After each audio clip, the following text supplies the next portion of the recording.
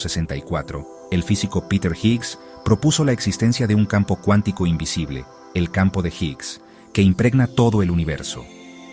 Este campo sería responsable de uno de los mayores misterios de la física, el origen de la masa. Pero hoy, desde la teoría del cosmos, te proponemos una reformulación que podría cambiarlo todo. Según Higgs, cuando las partículas se desplazan a través de este campo, se ven ralentizadas, como si el campo ofreciera resistencia a su movimiento. Esa resistencia, ese frenado, sería lo que les otorga masa. Pero, ¿puede una fuerza de frenado ser el origen real de la masa? ¿Y qué pasa con los cuerpos en reposo, como un edificio o una persona durmiendo? Si la masa es solo resultado del frenado al moverse, entonces, ¿no deberían tener masa mientras están quietos? Algunos dirán que la Tierra se mueve, por lo tanto, todo se mueve con ella. Pero eso no es masa individual, es masa por extensión del planeta. Los cuerpos tienen masa propia, incluso en reposo. Imaginemos una situación hipotética en la que un cuerpo posee una masa lo suficientemente significativa como para generar una curvatura apreciable en el tejido del espacio-tiempo. A medida que este cuerpo se desplaza, va deformando el tejido en su trayectoria. Ahora bien, si dicho cuerpo en determinado momento se detiene y se despoja de un objeto que portaba, como podría ser un calzado, y posteriormente continúa su movimiento, surge una pregunta relevante.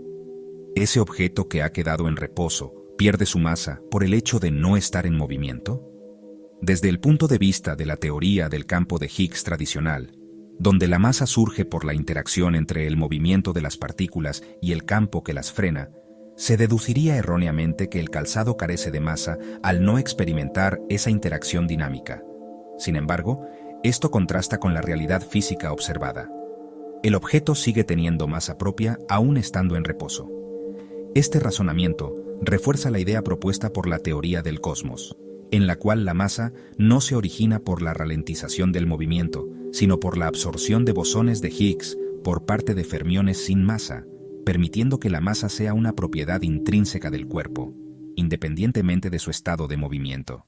Algunos explican el bosón de Higgs usando la segunda ley de Newton, pero la física clásica no puede explicar el mundo cuántico, como lo demostró Max Planck en 1990 al proponer los cuantos de energía. Aquí es donde nace la mecánica cuántica, y con ella, nuevas respuestas. La teoría del cosmos propone que los fermiones sin masa absorben bosones de Higgs, como si fueran esponjas cuánticas. De esa forma, los bloques fundamentales del universo adquieren masa, no por frenado, sino por absorción cuántica interna. Así nace la materia. El ejemplo más utilizado para ilustrar la propuesta clásica del campo de Higgs, el cual sostiene que la masa se origina a partir de la ralentización del movimiento de una partícula al interactuar con dicho campo. Imaginemos a una persona famosa caminando por un centro comercial. Su desplazamiento se ve dificultado porque las personas a su alrededor lo reconocen, se acercan, lo saludan o piden fotos, provocando una resistencia a su movimiento. En este ejemplo, el famoso representa una partícula que se mueve a través del campo de Higgs y la multitud representa las partículas del campo que interfieren con su desplazamiento. Ahora bien, aunque este famoso camine más lento por la interacción con la multitud, su masa no ha cambiado. Solo su velocidad disminuyó debido a la interferencia externa. Este fenómeno se asemeja más a una fuerza de fricción o resistencia, no al proceso de adquisición de masa. Entonces, ¿qué tendría que pasar para que este famoso realmente aumente su masa bajo este modelo? Desde la reformulación propuesta por la teoría del cosmos, la masa no se obtiene simplemente por ralentización, sino por absorción de los bosones de Higgs. Por tanto, para que el famoso ganara masa, debería absorber a cada persona que lo rodea, incorporando su energía, y por ende su masa, a su propio cuerpo. Este ejemplo permite evidenciar una contradicción en el modelo tradicional, de que la masa es solo resultado de una ralentización del movimiento. La teoría del cosmos plantea que los fermiones sin masa absorbieron bosones de Higgs después del Big Bang, adquiriendo así su masa, independientemente del movimiento. Ahora hagamos un experimento para lograr demostrar un punto. Tomemos una prenda completamente seca y pesémosla. Luego, mojémosla y pesémosla nuevamente. Observamos que su masa ha aumentado. Pero este aumento no es por un cambio en su composición, sino por el agua que ahora está contenida en su interior. Esta analogía nos sirve para comprender la reformulación propuesta en la teoría del cosmos. El incremento de masa en las partículas no proviene de una interacción externa momentánea, sino de algo que ya se encuentra absorbido y contenido dentro de ellas desde su origen, el bosón de Higgs. ¿Eso no significa que ya estaban dentro de los átomos? Vayamos ahora a lo sucedido en el experimento del LHC. ¿Qué se demostró realmente? En el Gran Colisionador de Hadrones, LHC, dos partículas fueron aceleradas hasta alcanzar velocidades cercanas a la de la luz y colisionaron entre sí. Este proceso fue cuidadosamente diseñado para aislar por completo cualquier interferencia externa. Solo dos partículas, en condiciones de vacío, sin elementos adicionales que afectaran el resultado. Y aquí surge una serie de interrogantes que el modelo tradicional no logra responder.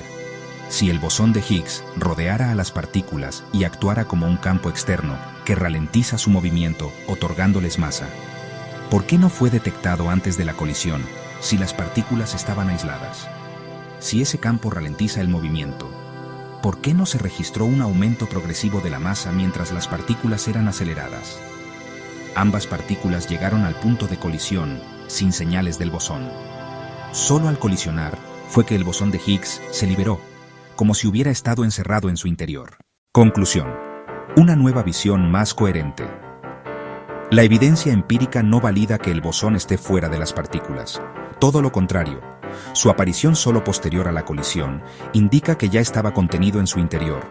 Por eso, la teoría del cosmos propone que, en los primeros momentos posteriores al Big Bang, los bosones de Higgs fueron absorbidos por los fermiones sin masa.